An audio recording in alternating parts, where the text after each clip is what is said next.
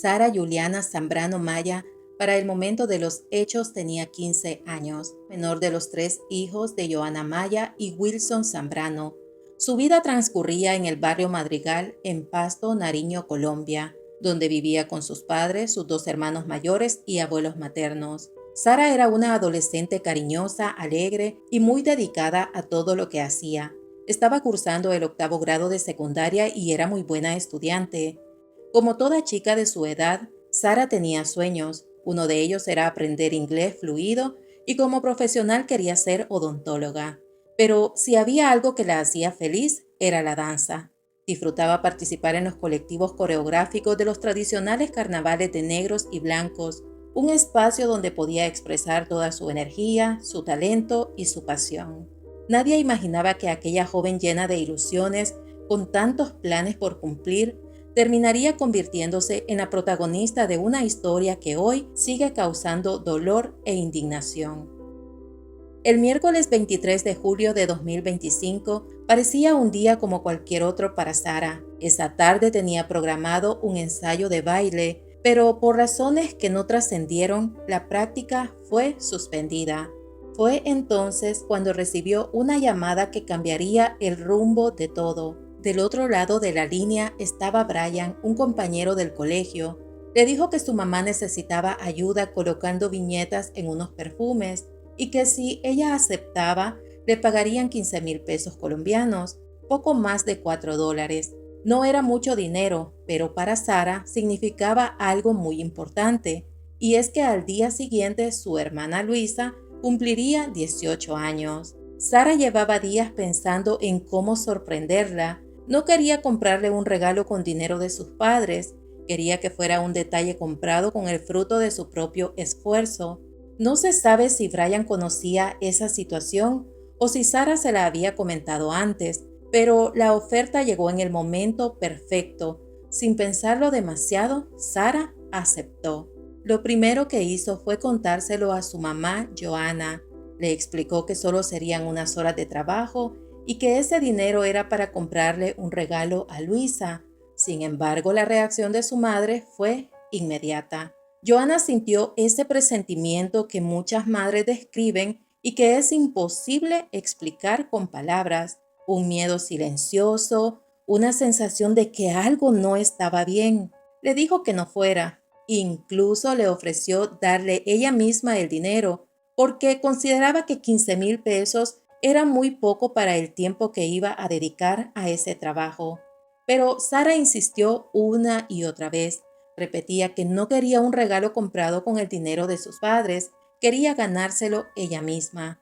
Al ver que su mamá se negaba, fue a hablar con su papá, con la esperanza de que él la autorizara. Sin embargo, ocurrió todo lo contrario.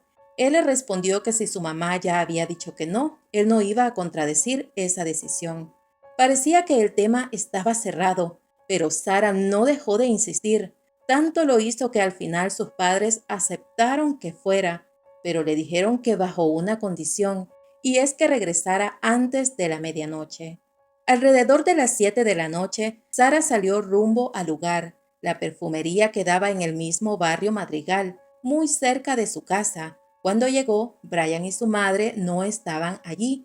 Quien la recibió fue la hermana de Brian, una joven un poco mayor que ella, con quien solo se conocían de vista. En el lugar también habían otras 2 muchachas y 2 jóvenes más. Y aquí hay un detalle que es importante mencionar. A pesar de que muchas personas hablaban de una perfumería o de una fábrica de perfumes, en realidad no se trataba de un establecimiento formal. Era una casa de familia, donde se almacenaban y manipulaban distintos productos químicos utilizados para fabricar fragancias. Precisamente por esa razón, con el paso de los días, muchas publicaciones comenzaron a referirse al lugar como una presunta fábrica clandestina, ya que según trascendió, no contaba con los permisos ni con los registros legales necesarios para operar. Entonces, lo que ocurrió después cambió todo en cuestión de segundos. En ese momento, la hermana de Brian, Estefanía, otras 2 chicas más, y Sara se encontraban dentro de uno de los cuartos trabajando. Todo parecía indicar que sería una jornada corta, tranquila, sin nada fuera de lo normal. De repente escucharon el sonido de una motocicleta. Minutos después la puerta del cuarto se abrió. Eran dos chicos compañeros de estudio de Estefanía. Entraron, salieron, cerraron la puerta y volvieron a abrirla y cerrarla varias veces como si estuvieran jugando. A Sara esa actitud no le pareció correcta. En lugar de dejar trabajar, solo estaban interrumpiendo y distrayendo. Con el paso de los minutos, estos jóvenes comenzaron a caminar por el pasillo. Se asomaban, miraban hacia ellas y desaparecían nuevamente. No decían mucho, pero sus miradas constantes empezaron a generar un ambiente incómodo, pesado, como si algo no estuviera bien. Poco a poco esa incomodidad se transformó en miedo. Cerca de la puerta había varios galones con alcohol, esencias y fijadores. En un momento uno de los chicos abrió la puerta y comenzó a patearlos, tirándolos al suelo. Uno de los recipientes se rompió y se derramó, y el alcohol se extendió rápidamente por el piso, alcanzando a Estefanía y a Sara. Antes de que pudieran reaccionar, uno de los jóvenes tomó otro envase y les virtió el contenido encima. Después de eso, simplemente se fueron, cerraron la puerta, y en ese momento las otras dos chicas que estaban allí también salieron, quedando únicamente Estefanía y Sara.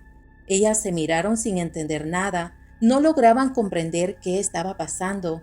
De pronto la puerta volvió a abrirse. En ese instante uno de los chicos identificados como Sebastián lanzó un fósforo al piso y en cuestión de segundos el cuarto se iluminó por completo. El fuego se extendió de forma inmediata. Las dos jóvenes quedaron en shock.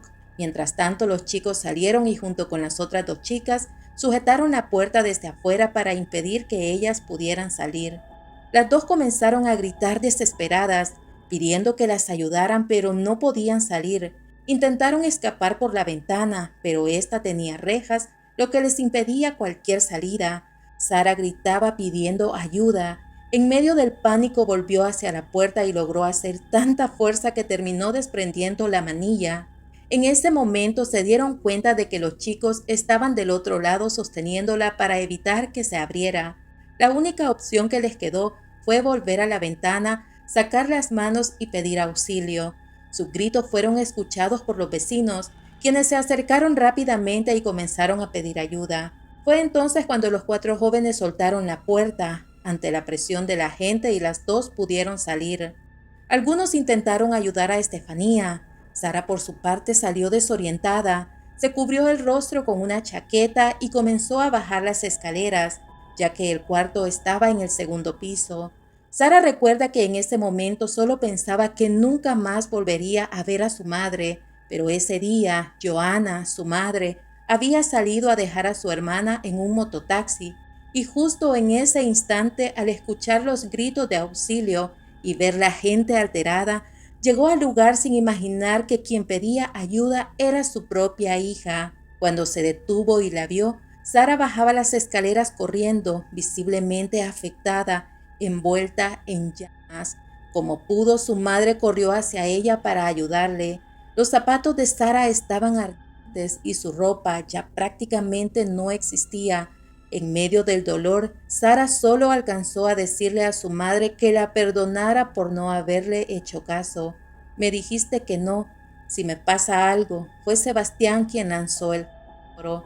Pero Johanna, en medio del shock, no se detuvo en esas palabras, solo la abrazaba y le pedía que se tranquilizara, que ya estaba con ella. Mientras tanto, los otros jóvenes sacaban a Estefanía, quien resultó con lesiones principalmente en el pecho y los brazos. Johanna pedía ayuda, pero los vecinos solo observaban. No llegaban ambulancias de inmediato y algunos incluso comenzaron a grabar con sus celulares, mientras la urgencia era evidente.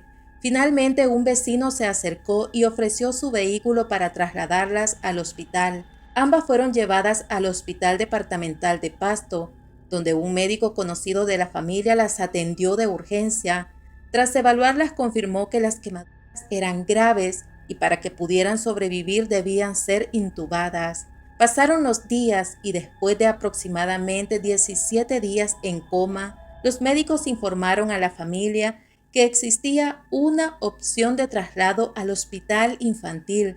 Sin embargo, solo había cupo para una de las dos. La familia tuvo que tomar una decisión muy difícil. Al ver la gravedad del estado de Sara y la extensión de sus lesiones, finalmente se decidió que ella sería trasladada. Horas después, en el hospital infantil, les informaron que ya no había mucho por hacer, que solo un milagro podía salvarla, ya que alrededor del 80% de su cuerpo estaba comprometido por las quemaduras. Al día siguiente, el cirujano encargado de su caso habló con la familia antes de entrar al quirófano. La madre, entre lágrimas, le dijo: «Dios lo bendiga, haga todo lo posible por salvar a mi hija». Pero el médico le respondió con una frialdad que él no necesitaba bendiciones, que solo hacía su trabajo. A partir de ahí comenzaron días extremadamente duros para la familia, marcados no solo por la incertidumbre médica, sino también por el dolor, los comentarios y la indiferencia que tuvieron que enfrentar. En medio de toda esta situación, la madre de Sara, Joanna, comenzó a enfrentar no solo el dolor de ver a su hija en ese estado, sino también a un ambiente hospitalario que, según su testimonio, fue muy duro emocionalmente. Incluso en varias ocasiones recibió comentarios de parte del personal médico y de enfermería que la marcaron profundamente. Una enfermera le habría sugerido que dejara de llorar tanto, que permitiera que su hija descansara, que si realmente era una buena madre, la dejara ir en paz. Para Joanna, esas palabras fueron devastadoras. Sentía que la juzgaban por su dolor, cuando en realidad lo único que hacía era aferrarse a su hija con toda la fuerza que le quedaba. Con el paso de los días, alguien del entorno médico le sugirió la posibilidad de trasladarla a un hospital de cuarto nivel, donde existiera una unidad especializada para quemaduras de alta complejidad. Fue entonces cuando apareció la opción del Hospital Universitario del Valle en Cali. También en ese proceso, Joanna reconoce algo muy claro. Así como encontró personas que la apoyaron y le mostraron empatía, también se encontró con rechazo, indiferencia y comentarios fríos en medio de su dolor. Finalmente, Sara fue trasladada al Hospital Universitario del Valle, donde permaneció durante meses recibiendo atención especializada. Durante ese tiempo, sus padres tuvieron que dejar sus trabajos para dedicarse por completo a su cuidado. La recuperación no ha sido fácil. Sara ha tenido momentos muy difíciles, tanto físicos como emocionales. Según relatan sus familiares, en algunos episodios lloraba, decía que no quería que la tocaran y que sentía miedo, como si reviviera constantemente lo que había ocurrido aquel día. Su estado ha requerido múltiples intervenciones quirúrgicas. Hasta el mes de enero de 2026 se reportaban alrededor de 60 cirugías y los médicos indican que aún faltan más procedimientos para continuar su recuperación. A pesar de todo, su madre mantiene la esperanza firme. Joanna insiste en que su hija va a salir adelante, que volverá a caminar y que algún día podrá retomar su vida como cualquier otra joven de su edad, pero también reconoce que ha sido una batalla extremadamente dura, no solo por la condición médica de Sara, sino también por la falta de apoyo constante y la carga emocional que han tenido que soportar. En paralelo, el caso de Estefanía tuvo un desenlace distinto. Ella fue la que inicialmente presentó lesiones menos extensas en comparación con Sara, aunque igualmente graves. Sin embargo, con el paso de los días, su estado se complicó y falleció aproximadamente 10 días después del incidente. Su madre, de acuerdo con lo que se ha conocido, decidió no interponer una denuncia formal. Según su versión, lo ocurrido fue un juego de niños que terminó saliéndose de control. Sin embargo, también han surgido versiones que señalan que esta decisión podría estar relacionada con el temor a repercusiones sobre el lugar donde ocurrió el hecho, al tratarse de un espacio de trabajo informal o presuntamente clandestino. Mientras tanto, el proceso judicial del caso ha generado debate, especialmente porque los presuntos responsables eran menores de edad al momento de los hechos, lo que ha complicado el avance de una condena o sanción ejemplar. Con el paso del tiempo, la sensación de impunidad ha quedado presente en la comunidad y hoy la única voz que continúa insistiendo en que este caso no quede en el olvido es la de la familia de Sara, que sigue pidiendo justicia y respuestas claras por todo lo ocurrido, porque para ellos, más allá de las versiones, lo que queda es una vida cambiada para siempre y una historia que aún no termina de cerrarse. Y bueno, familia misteriosa, es así como llegamos al final de esta historia. Me gustaría conocer sus opiniones sobre el caso que les compartí el día de hoy. Además, quisiera saber desde qué ciudad o país nos ven para poderlos saludar. Espero que estén bien donde quiera que se encuentren. Nos vemos en una próxima historia de casos, crimen y misterio. Adiós.